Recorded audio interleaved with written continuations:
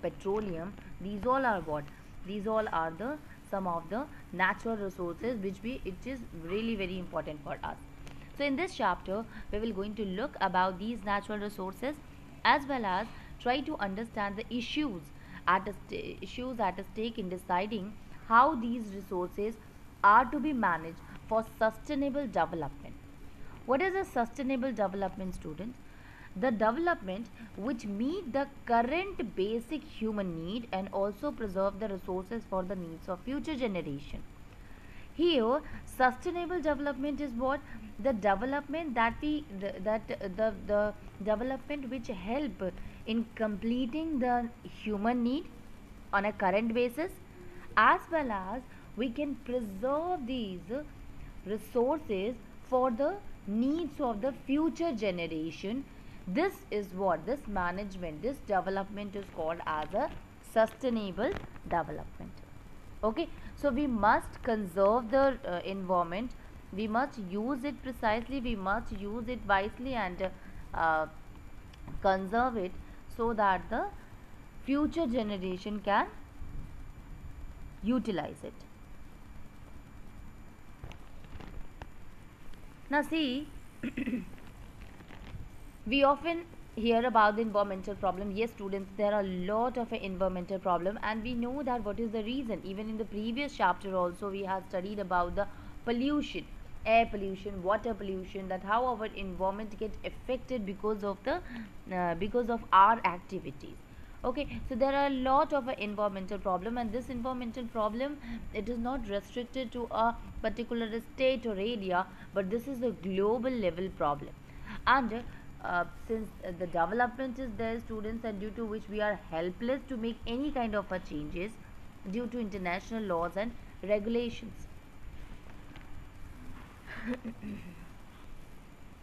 So there are a lot of laws, lot of regulations which is act which is there, given by, even the national laws are there, national act are there for the environmental protection, and there are national and international organization are also there which is working towards the protecting our environment. So there is a need of managing our natural resources, and it is protected by a lot of organization who is working on it, and who is protecting our environment. Okay, there are a lot of act also, students, which is there to protect our environment. Now, if we talk about that of the,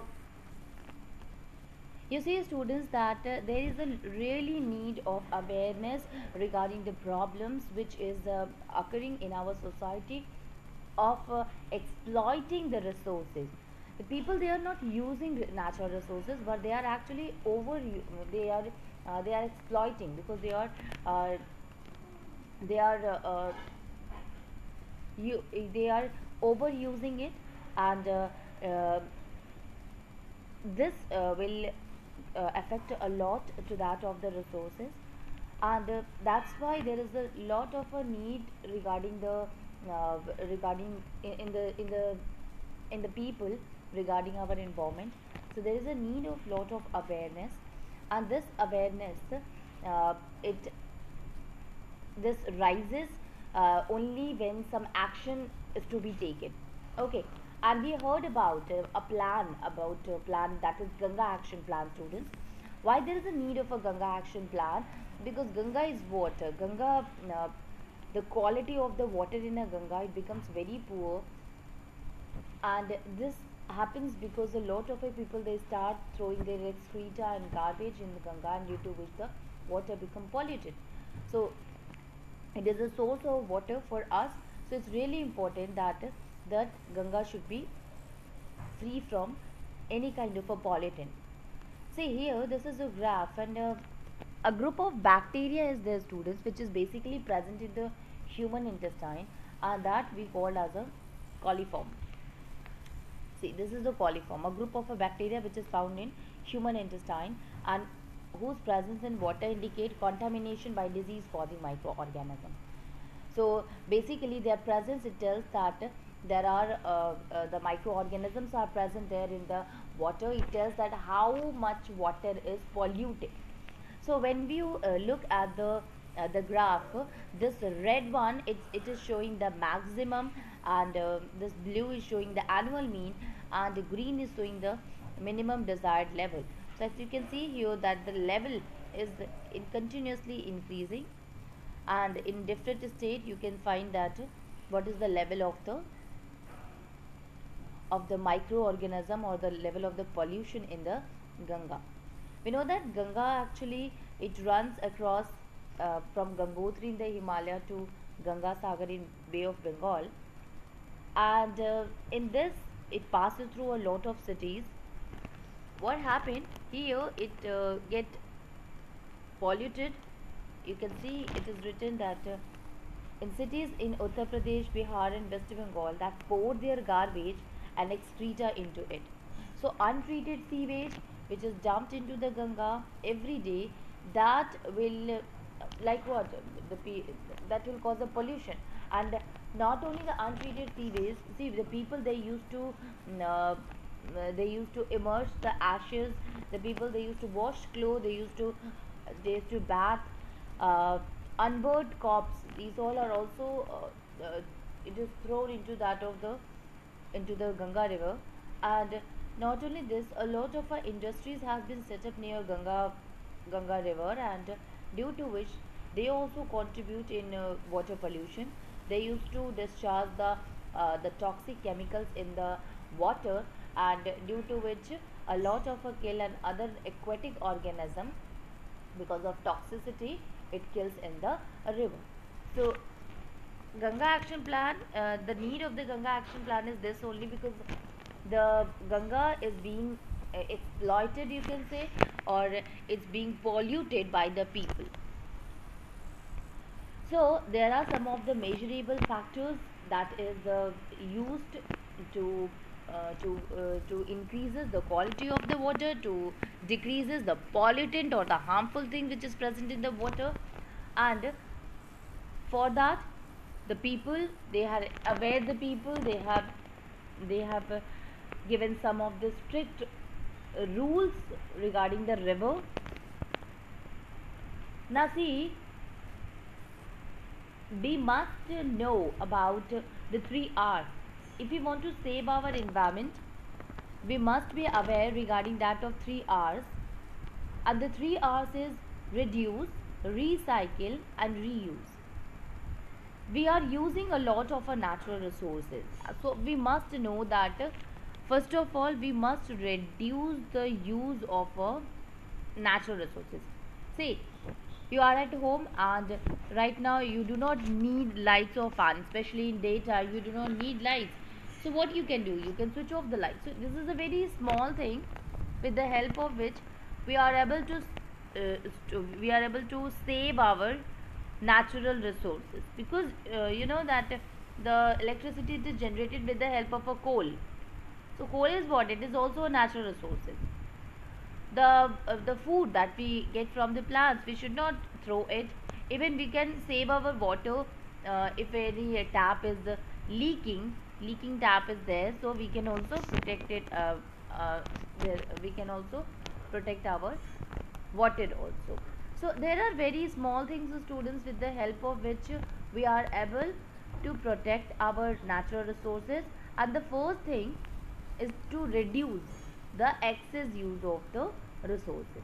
Second one is recycle, the thing which we cannot which is not in a use right now. Instead of throwing it here and there, we can collect it, we can give to the in the factories or in the industry, where it will get recycle again, like glass, metal item. These all are what? These are the material which which is what, first of all, when it is given in the industry, it will get segregated and then it will get recycled, and after recycling again launched into the market. So the second thing, that instead of throwing it, we can give it in the industries and there it will be recycled. And finally, reuse. Actually, this is much better than that of the recycling. In the reuse strategy, you simply use things again and again, and instead of throwing away, use envelope. You can reverse it and use it again. See, there are a lot of you have seen in your in when anything, even in your when the grocery items, when it comes to your house, if any jam or any food item like jam or a pickle, it's now is over, then what happened, the container which is of a glass or a plastic, it can be used again and again in storing things in the kitchen. So this is the reuse of the thing. So recycling, why reuse is much better, that instead of throwing it, you can use it again and again. Like here an example is given like envelope. So you are using the envelope, and again you can use it by reverse it. The inside part will be blank, so you can use it again. So this is how you can reuse the material. So the 3 R's we must follow the 3 R's in order to protect our environment. Now here the question is that why do we need to manage our environment? Why there is a need of managing our environment, students? So see, the thing that we obtain, the resources that we obtain, it is because of the nature itself. Okay, nature help in providing everything, not just the building, not just the food, clothes, but everything that is that we obtain from the nature itself. And the thing that we get from the outside to the nature, if we talk about nature here, I'm talking about the earth. The thing that the energy, the ultimate source is the sun only, which is outside to that of the earth. But everything, the resources are there, it is there on the earth itself. We get it from the earth itself. So there are lot of reasons by which there is a need of protecting our resources. The first thing is because of rapid increase in human population, the demand of resources has increased day by day. See, the human population, it is increasing at a tremendous rate due to improvement in healthcare. The demand for resources is increasing at an exponential rate. So due to increase in the human population, the people are increasing, overpopulation, the need of resources is, the people will be there, so natural resources will be consumed by them. More people, so more consumption of the natural resources. So the number of people are increasing, so the resources, the demand for the resources is also increasing day by day. So it is because of that the proper management of the natural resources, it should be ensured so that they can fulfill the need of a present generation. Also it can be there for the long generation. That's why it is written that the management of a natural resources, it requires a long term perspective, so that these last for generation to come and will not merely be exploited to hit for short term gain. Okay, so it can be it can be used properly in order to fulfill the needs of present as well as the future generation. Then the other factor can be their students, like like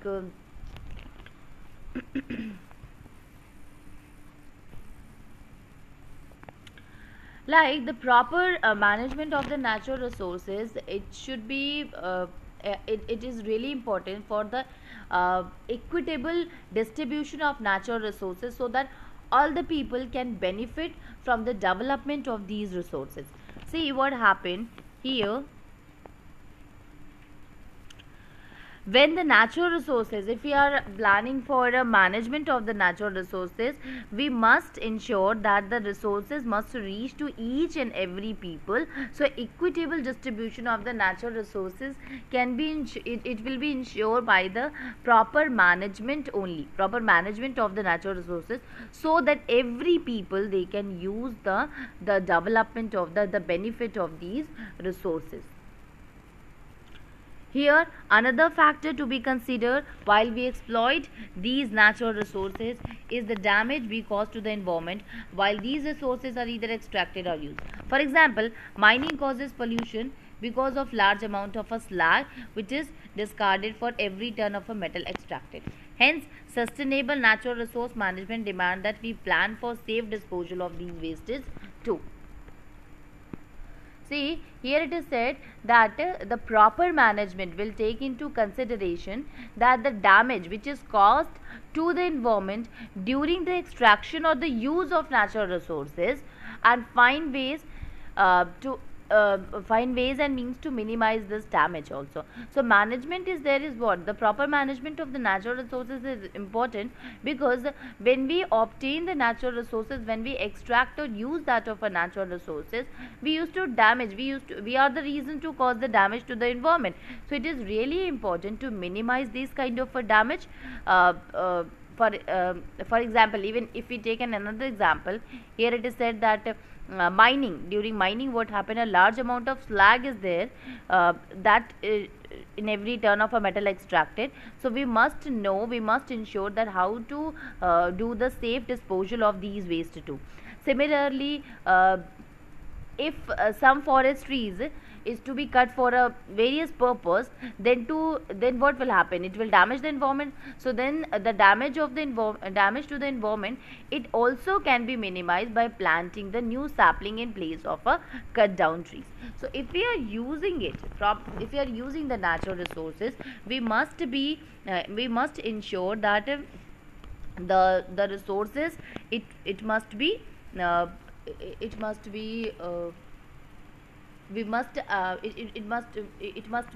shows a less damage. Okay, now the forest and wildlife. Forests are what? These are called as a biodiversity hotspot. Hotspot is what, student, which is consisting of large number of species. So forest is what? Which consists of a large number of plants as well as large number of animals. That is what forest, and this is why it is said that it is what?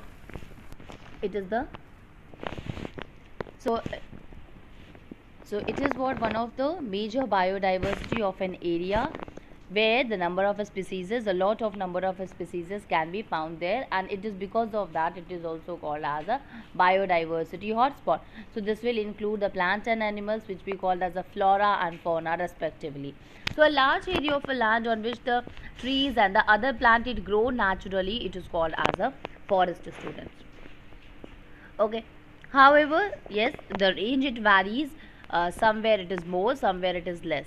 Okay, so one of the main aim of conservation is to try and to preserve the biodiversity that we have inherited, and the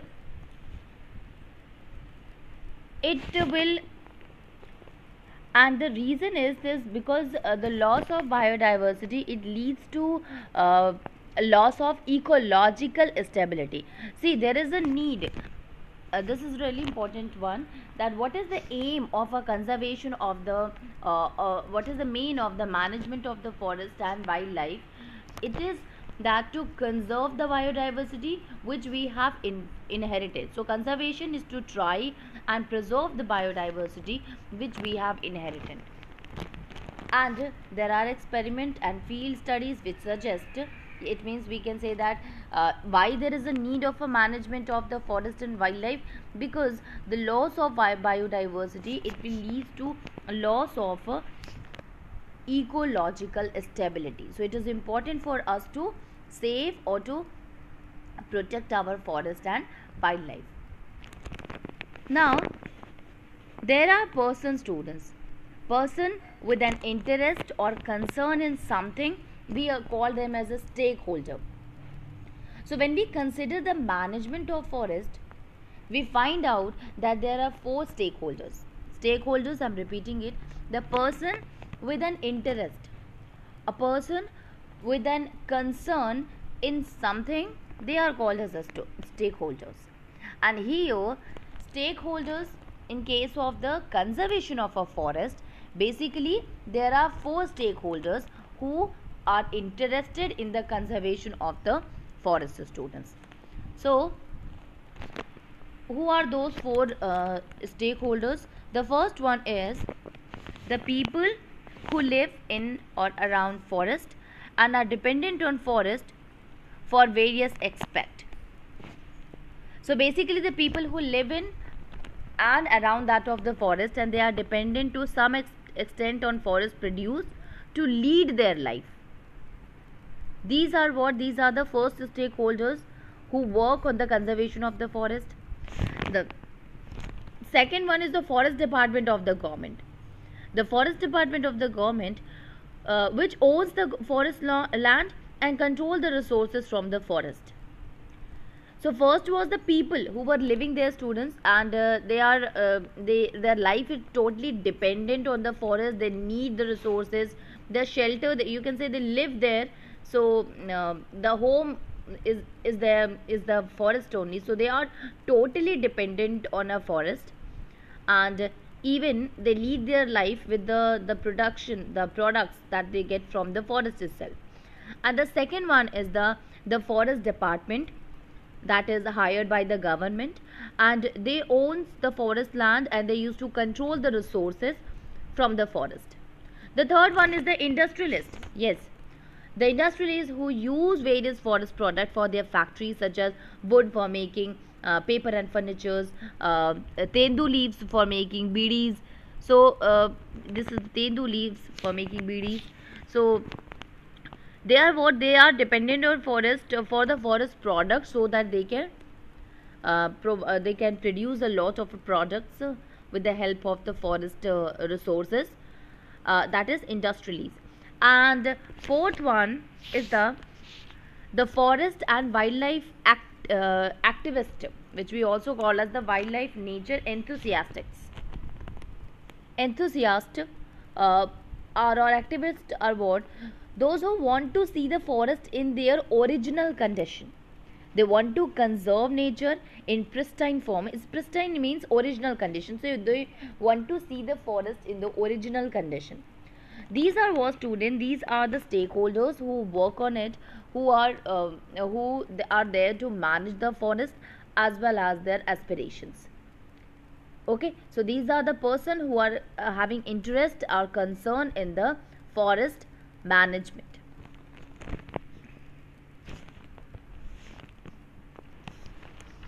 Now let us try to look all the four stakeholders, how they are, why the need of the resources. So the first one is the students, that is the local people. We have said that the people who live around. So the local people who live in the village around the forest, they need the forest product because they take firewoods or that of the firewood fuel from the forest trees, as well as they need a large quantity of a firewood. They need a small timber and thatch. Bamboo is used to make slat for hut. Yeah, they need the bamboo in order to make their huts. Basket is needed for them to collect or to store food material. So the forest is really needed for them, even for fishing and hunting. They need largely made of a wood. So we can say here that, and even in addition with this, the people, they used to gather fruits, nuts, medicines from the forest, and their cattle also graze in the forest area, or feed or other foders is collected from the forest.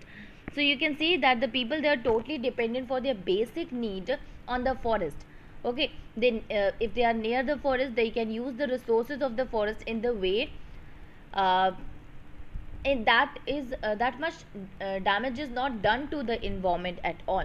because they are knowing the importance of the forest. So they need fruits, they need food, they need uh, leaves, or the branches, which we can say wood, small timbers. So these all are used by them in order to make their huts, in order to make their basket, in order to for fishing, or even for agriculture purpose also, and for their animals also. So they